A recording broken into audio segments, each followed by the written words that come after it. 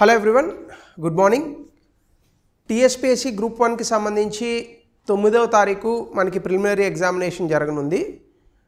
ఇదేదో మళ్ళా highlights replay చేసినట్టు ఉంది నాకు, ఎందుకంటే ఆల్రెడీ గతంలో ఇలా 2 సార్లు చేశాము. బట్ ఈసారి ఆ తప్పు జరగకుండా ప్రభుత్వం జాగ్రత్తలు తీసుకుంటుంది కాబట్టి అన్నీ సవ్యంగానే జరగాలని కోరుకుంటున్నాను. సో ఈ టీఎస్పీఎస్సీ గ్రూప్ 1కి సంబంధించి చాలామంది అభ్యర్థులు ఆల్రెడీ ఎగ్జామినేషన్కి బాగా ప్రిపేర్ అయ్యారు. బట్ డెఫినెట్గా గతంలో 2 సార్లు మనం రాసాము, పాస్ అయ్యాం కాబట్టి మూడోసారి కూడా రాసేసి పాస్ అవుతాము అనేటటువంటి కాన్ఫిడెన్స్లో కూడా కొంతమంది ఉన్నారు. సో కాన్ఫిడెన్స్ ఉండడం మంచిదే, బట్ కాన్ఫిడెన్స్కి ఓవర్ కాన్ఫిడెన్స్కి ఒక గీత అనేటటువంటిది ఉంటుంది కాబట్టి అది దాటకుండా జాగ్రత్త పడండి. అయితే ఈ ఎగ్జామినేషన్లో మనకి కొన్ని ప్రాబ్లమ్స్ ఉన్నాయి. ఏంటంటే ఫస్ట్ ఆఫ్ ఆల్ ఎగ్జామినేషన్లో మనకి నెగిటివ్ మార్కింగ్ లేదు. సో కాబట్టి మనం సాధించేటటువంటి 1 మార్కు కూడా కౌంట్ అవుతుంది. ఎందుకు అంటే నెగిటివ్ మార్కింగ్ లేనప్పుడు నాన్ సీరియస్ స్టూడెంట్స్, అంటే ఆల్రెడీ ఈ ఎగ్జామినేషన్ కోసం స్పెషల్గా ప్రిపేర్ అవ్వకుండా సరే ఓ రాయేసి చూద్దాం అని అనుకునే అభ్యర్థులు కూడా పాస్ అయ్యేటటువంటి అవకాశాలు చాలా ఎక్కువగా ఉన్నాయి. ఎందుకు అంటే డెఫినెట్గా మనకి 150 క్వశ్చన్లకి నెగిటివ్ మార్కింగ్ ఉండి 150కి 150 పెడితే నెగిటివ్ మార్కింగ్లో చాలామంది ఫిల్టర్ అవుతారు. కానీ ఇప్పుడు అలాంటి అవకాశం లేదు. నెగిటివ్ మార్కింగ్ లేనటువంటి కారణంగా మనకి ఏమవుతుందంటే 150కి 150 ప్రశ్నలకి సమాధానాలు అందరూ పెడతారు. సో కాబట్టి ఓఎంఆర్ షీట్ ఎవరైనా ఒక్క బబుల్ కూడా దిద్దలేదు అంటే వాళ్ళ బద్దకస్తులనే లెక్క. ఎందుకంటే 150కి 150 అందరూ పెట్టే బయటకు వస్తారు. సో 150కి 150 అందరూ పెట్టినప్పుడు ఈ కట్ ఆఫ్లో ఉన్నటువంటి ప్రాబబిలిటీ అనేటటువంటి తగ్గుతుంది. ఎందుకు అంటే కొంతమందికి ఫ్లూక్లో ఒక 10-15 క్వశ్చన్లు రైట్ అవ్వచ్చు. సో అలాంటి వాళ్ళ వల్ల కొంత ఇబ్బంది పడేటటువంటి అవకాశం అనేటటువంటిది ఉంటుంది. అలా జరగకుండా ఉండాలి అంటే మనకి కరెక్ట్ స్ట్రాటజీ అనేటటువంటిది సీరియస్ స్టూడెంట్స్ ఖచ్చితంగా అవలంబించాలి. మనం మొత్తంగా కనుక చూసుకుంటే 13 కాంపోనెంట్లు ప్రిలిమినరీ ఎగ్జామినేషన్లో ఇచ్చారు. సో ఈ 13 కాంపోనెంట్లని మీరు థరోగా చదివారనే నేను అనుకుంటున్నాను. అయితే ఈ 13 కాంపోనెంట్లోని మన క్వశ్చన్లు వస్తాయి, కానీ మనం ఏ కాంపోనెంట్ని ముందు చేయాలి, లాస్ట్ బట్ నాట్ లీస్ట్ అన్నట్టుగా 13వ కాంపోనెంట్నే ముందు చేయమని నేనైతే సజెషన్ ఇస్తాను. ఎందుకు అంటే మీరు గతంలో జరిగినటువంటి గ్రూప్ 1 ప్రిలిమినరీ ఎగ్జామినేషన్ 2 సార్లు చూస్తే తక్కువలో తక్కువ 2 సందర్భాల్లోని కూడా 20 నుంచి 22 ప్రశ్నలు కేవలం లాజికల్ రీజనింగ్ మీద వచ్చాయి.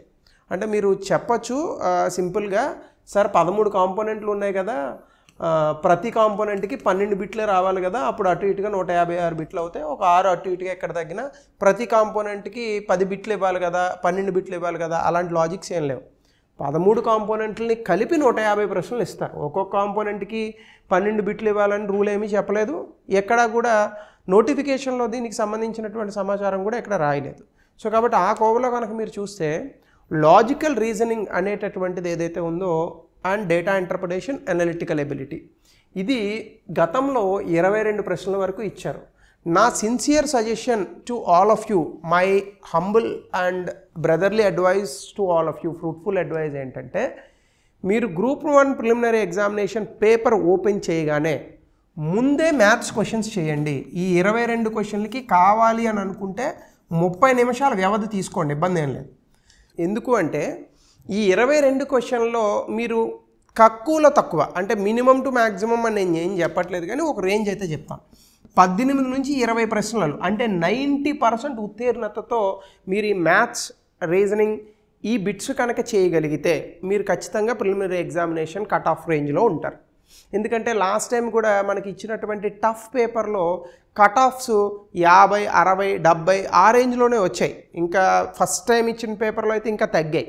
సో కాబట్టి ఒకవేళ కట్ ఆఫ్ 100 అవ్వనివ్వండి, 60 అవ్వనివ్వండి, వాట్ ఎవర్ ఇట్ ఈస్, ఈ 20 మార్కులు మీకు సిగ్నిఫికెంట్ స్కోర్ అవుతుంది. ఎందుకంటే సీరియస్గా చదివినటువంటి అభ్యర్థులు పాలిటీ, ఎకనామీ, జియోగ్రఫీ, హిస్టరీ ఇవి జనరల్గా పెట్టేస్తారు. కరెంట్ అఫైర్స్లో ఎక్కడైనా మీకు 1-6 బిట్లు పోయినప్పటికీ కూడా ఈ కోర్ సబ్జెక్ట్ ఖచ్చితంగా మిమ్మల్ని కాపాడుతుంది. చాలామంది తెలంగాణ ఎకనామీ చెప్పండి అని అడుగుతున్నారు. తెలంగాణ ఎకనామీ సిలబస్లో లేదండి. మీకు ప్రిలిమినరీ ఎగ్జామినేషన్లో తెలంగాణ ఎకనామీ లేదు, మెయిన్స్లోనే ఉంది. సో కాబట్టి మీరు దాన్ని చాలా జాగ్రత్తగా చూసుకోవాలి.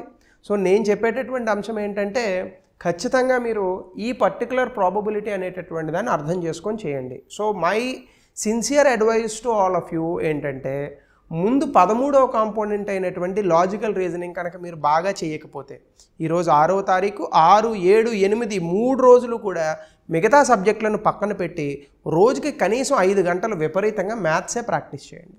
అది మిమ్మల్ని ఉత్తీర్ణత తీసుకొస్తుంది, అది మిమ్మల్ని గట్టెక్కిస్తుంది ఖచ్చితంగా. సో మళ్ళా కమెంట్ సెక్షన్స్లో ఎగ్జామ్ అయిపోయిన తర్వాత నన్ను దయచేసి తిట్టకండి. లాస్ట్ టైం కూడా నేను ఇలాంటి అడ్వైజులు ఇస్తే, సార్ మీరు అడ్వైజ్ ఇచ్చారని అన్ని క్వశ్చన్లు పెట్టాము మేము పోయింది. నేను అడ్వైజ్ ఇవ్వడం అనేటటువంటి చదువుకొని వెళ్ళమని చెప్పాను. చదువుకోకుండా వెళ్ళి అక్కడికి అది లేకుండా బ్లేమ్ నా మీద వేయకండి, అర్థమవుతుందా? సో బ్లేమ్ గేమ్ నా మీద వేయకండి, ఓకేనా? సో థింగ్ ఏంటంటే మీరు బాగా ప్రిపేర్ అయ్యి వెళ్ళి రాస్తే వస్తాయి, అది నా ఉద్దేశం. అందరూ పాస్ అవ్వాలనే నేను కోరుకుంటాను. సో కాబట్టి లాజికల్ రీజనింగ్ అనేటటువంటి దాన్ని ముందు చేయండి. కనీసం అది మీకు 20 మార్కులు తెచ్చిపెడుతుంది 150లో. 1, 2 లాజికల్ రీజనింగ్ తర్వాత మనం ఎక్కువగా ఫోకస్ చేయాల్సినటువంటి ఏరియాస్ ఏంటంటే కోర్ సబ్జెక్ట్స్ అనమాట.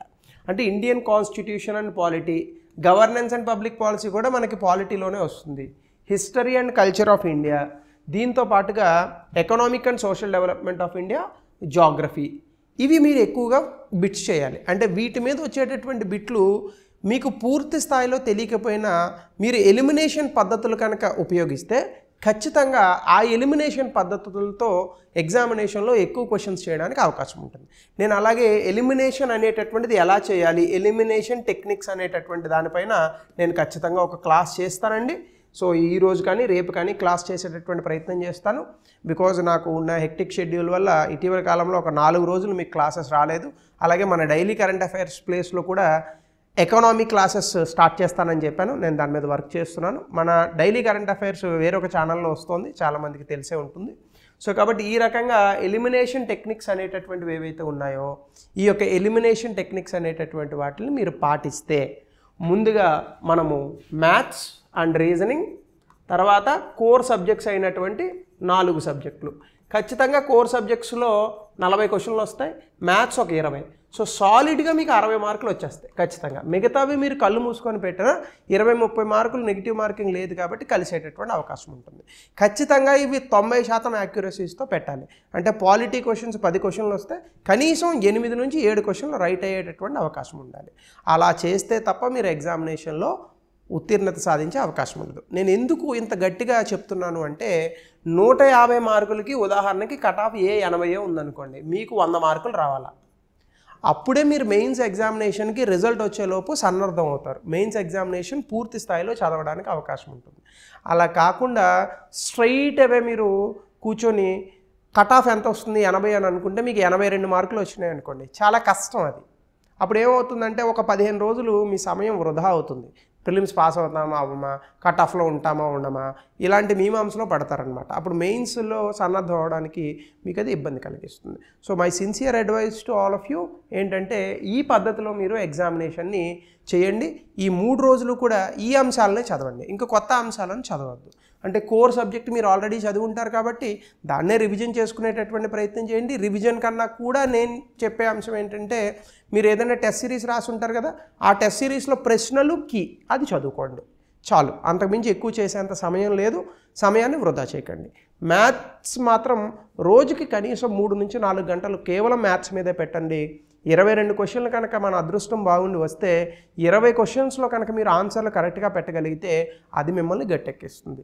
సో లాస్ట్ మినిట్లో ఈ టెక్నిక్స్ వాడుకున్నా కూడా లాస్ట్ టైం చాలామంది ఇలాగనే కష్టపడి ప్రిలిమినరీ ఎగ్జామినేషన్ క్లియర్ చేయడంలో ఇబ్బంది పడ్డారు. కానీ నేను లాస్ట్ టైం కూడా ఇవే టెక్నిక్స్ చెప్పాను, చాలామంది ఇందులో ఉత్తీర్ణులు అయ్యారు. సో కాబట్టి ఆ విధంగా మీరు ముందుకెళ్ళి బెటర్ స్కోర్ సాధించే ప్రయత్నం చేయండి. ఆఫ్టర్ 9th మళ్ళీ మనం కలుద్దాం. మెయిన్స్ టెస్ట్ సిరీస్లో ఇంకా బాగా వర్క్ చేసి మనం ర్యాంక్ తెచ్చుకునే ప్రయత్నాలు చేద్దాం. All the best to all the aspirants who are writing this TSPSC Group 1 preliminary examination. Let's meet after 9th.